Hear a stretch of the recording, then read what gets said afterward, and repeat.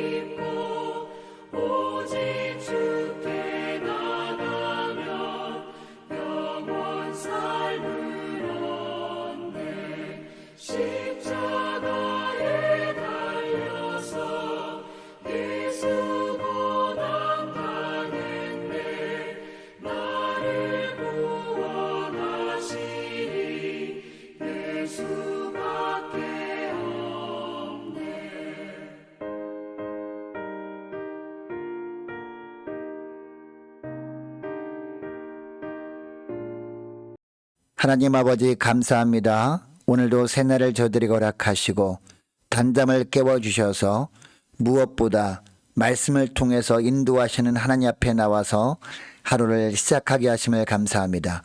하루를 시작하기 전에 먼저 주님께서 말씀을 통해서 어떻게 우리를 인도하시는지 우리가 깨닫고 주님이 인도하신 대로 순종하기 위해서 주님 앞에 머리 숙여 싸우리. 주님 오늘도 말씀해 주시고 주님께서 어떻게 인도하시는지 깨닫게 하시고 깨닫게 하시는 대로 순종함으로 말미암아 주님께서 오늘도 동행하시는 축복을 누리게 하여 주옵소서. 감사드리오며 예수님의 이름으로 기도드리옵나이다. 아멘. 이 시간에 하나님이 우리에게 주시는 말씀은 구약 성경 역대하 36장 1절부터 23절까지 말씀입니다. 그 땅의 백성이 요시아의 아들 여호아하스를 세워 그의 아버지를 대신하여 예루살렘에서 왕으로 삼으니 여호아하스가 왕위에 오를 때에 나이가 23세더라. 그가 예루살렘에서 다스린 지 석 달에 애굽 왕이 예루살렘에서 그의 왕위를 패하고 또 그 나라의 은 100달란트와 금 1달란트를 벌금으로 내게 하며 애굽 왕 느고가 또 그의 형제 엘리야김을 세워 유다와 예루살렘 왕으로 삼고 그의 이름을 고쳐 여호야김이라 하고 그의 형제 여호아하스를 애굽으로 잡아갔더라. 여호야김이 왕위에 오를 때에 나이가 25세라. 예루살렘에서 11년 동안 다스리며 그의 하나님 여호와 보시기에 악을 행하였더라. 바벨론 왕 느부갓네살이 올라와서 그를 치고 그를 쇠사슬로 결박하여 바벨론으로 잡아가고 느부갓네살이 또 여호와의 전 기구들을 바벨론으로 가져다가 바벨론에 있는 자기 신당에 두었더라. 여호야김의 남은 사족과 그가 행한 모든 가증한 일들과 그에게 발견된 악행이 이스라엘과 유다 열왕기에 기록되니라. 그의 아들 여호야긴이 대신하여 왕이 되니라. 여호야긴이 왕위에 오를 때에 나이가 8세라. 예루살렘에서 석 달 열흘 동안 다스리며 여호와 보시기에 악을 행하였더라.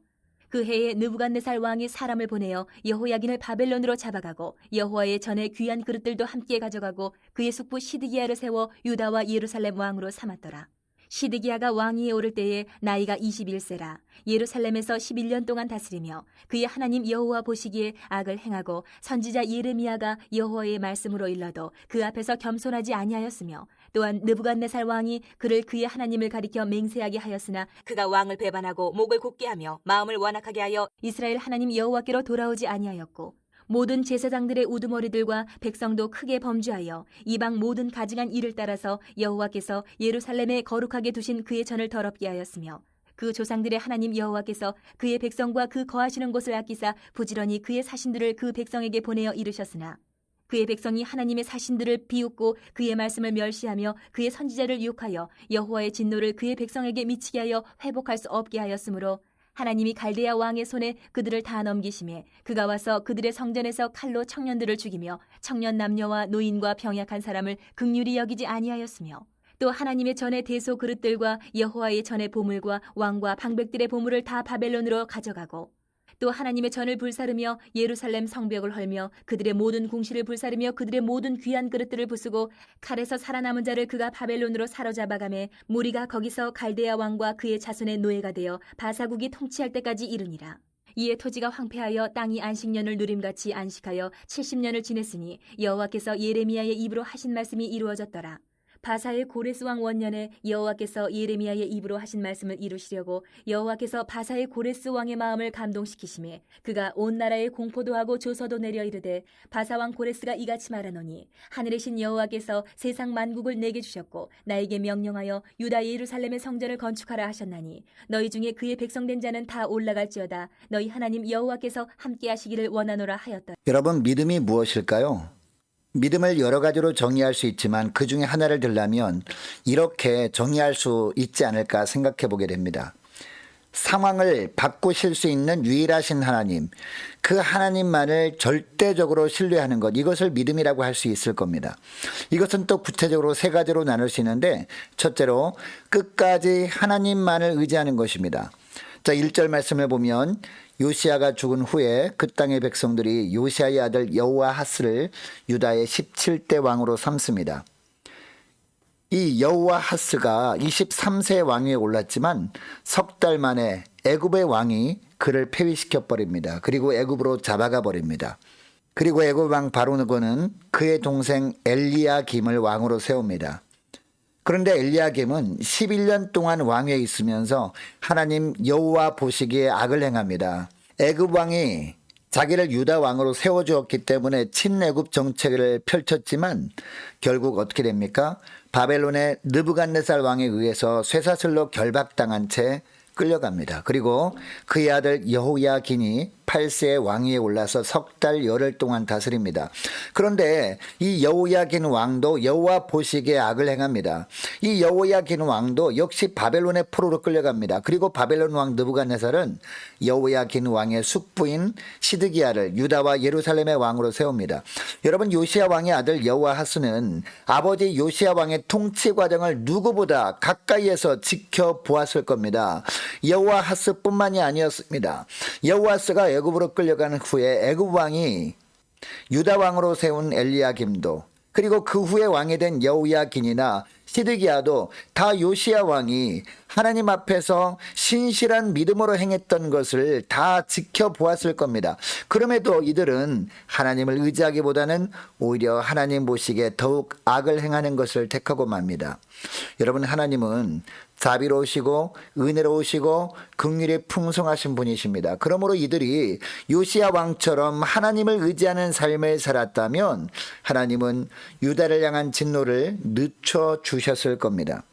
인생에 닥친 최악의 상황일지라도 좌절하거나 포기하지 말고 끝까지 하나님을 인생의 참된 왕으로 인정하고 그 하나님만 의지해야 했습니다. 그러면 하나님의 자비와 긍휼의 은혜를 경험할 수 있게 되었을 겁니다. 여러분, 지금 우리가 처해 있는 환경과 상황을 완전히 바꿔 놓을 수 있는 분, 그분은 오직 전능하신 하나님뿐입니다. 그러므로 끝까지 하나님만을 의지하는 믿음의 삶을 통해서 지금 겪는 인생의 문제의 해답을 찾아가는 저와 여러분 되시기를 축복합니다. 둘째로, 끝까지 하나님만을 경외하는 것, 이것이 믿음입니다. 자, 11절 말씀을 보세요. 11절을 보면 바벨론 왕 느부갓네살에 의해서 시드기야가 유다의 마지막 왕으로 세워집니다.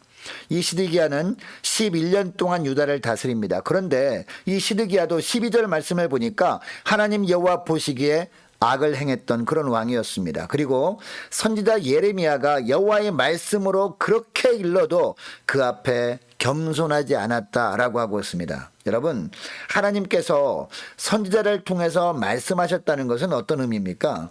이제라도 하나님의 말씀을 겸손히 듣고 회개하고 돌이키면 용서해 주시겠다는 뜻 아니겠습니까? 그런데 시드기야가 어떻게 합니까? 예레미야를 통해 선포되는 말씀을 겸손히 받지 않습니다. 이 모습을 안타깝게 보시던 하나님께서는 심지어 느부갓네살 왕까지 동원하셔서 말씀하시거든요. 13절 말씀을 보시기 바랍니다. 느부갓네살 왕이 그의 하나님을 가리켜 맹세하게 하였다라고 합니다. 그런데 시드기야는 이런 말을 하는 느부갓네살을 대적함으로 말미암아 느부갓네살이 분노를 삽니다. 이것은 사실 어떻게 보면 느부갓네살을 대적한 것이 아니었어요. 13절 하반절 말씀에 보니까 마음을 완악하게 하여 이스라엘 하나님 여호와께로 돌아오지 아니하였다라고 하는 것을 보면 느부갓네살을 통해 말씀하시는 하나님을 대적한 것이었습니다. 여러분, 시드기야의 악행은 여기서 그치지 않아요. 14절 말씀을 보세요. 제사장들과 지도자들과 모든 백성들까지 하나님께 죄를 범하도록 하거든요. 이방의 모든 가증한 일을 행하고 하나님의 거룩한 성전을 더럽히게 만들어 버립니다. 15절 16절 말씀도 보면 그동안 하나님께서 하나님의 백성들에게 어떻게 하셨고 그때마다 하나님의 백성들은 어떻게 했는지 말합니다. 백성들이 죄를 범할 때마다 하나님께서는 어떻게 하셨습니까?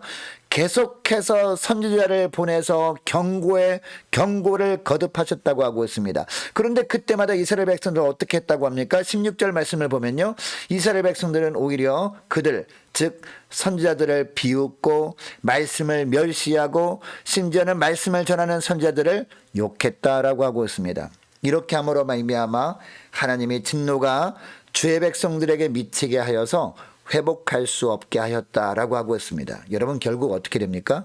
17절 말씀을 보면요, 갈대아 왕 즉 바벨론 왕 느부갓네살에게 유다 백성들을 하나님이 다 넘겨버리십니다. 유다 땅에서 죽임을 당하게 합니다. 그리고 땅은 바벨론 군사들에 의해서 완전히 황폐화되어 버리게 합니다. 죽음당하지 않은 사람들 대다수가 전쟁포로가 되어서 바벨론에 끌려가도록 해버리십니다. 그리고 바벨론 군사들은요, 하나님의 성전마저 불태워버립니다. 결국 시드기야가 즉위한 지 11년 만에 예루살렘이 바벨론에 의해서 함락되고 맙니다. 21절 말씀을 보면 이에 토지가 황폐하여 땅이 안식년을 누림같이 안식하여 70년을 지냈으니 여호와께서 예레미야 입으로 하신 말씀이 이루어졌더라 라고 하고 있습니다. 여러분, 남유다가 멸망한 이유가 무엇이라고 하고 있습니까? 한마디로 하나님을 경외하지 않았기 때문이라는 겁니다. 하나님의 경고의 메시지에도 불구하고 13절 말씀처럼 목을 곧게 하며 마음을 완악하게 했던 그들의 교만함 때문에 결국 예레미야가 경고한 대로 결과를 맞이하게 되었었던 겁니다. 여러분, 하나님을 떠나는 것은요, 다른 것이 아닙니다. 하나님의 말씀을 들으려고 하지 않고 하나님의 말씀을 멸시하는 것, 즉 하나님의 말씀을 떠나는 것이 하나님을 떠나는 겁니다. 이처럼 하나님의 말씀을 떠난 사람들에게 돌아오는 것은 비참한 멸망뿐이라는 것을 오늘 본문을 통해서 주님은 말씀하고 계십니다. 끝까지 하나님만을 경외하는 믿음의 삶을 사는 저와 여러분 되시기를 축복합니다. 하나님이 말씀하실 때마다 겸손히 말씀을 받고 그 말씀에 회개함으로 반응하며 살아감으로 말미암아 하나님이 보호해 주시는 그런 은혜로 사는 복된 하루가 되기를 원합니다. 셋째로 믿음이 뭐냐?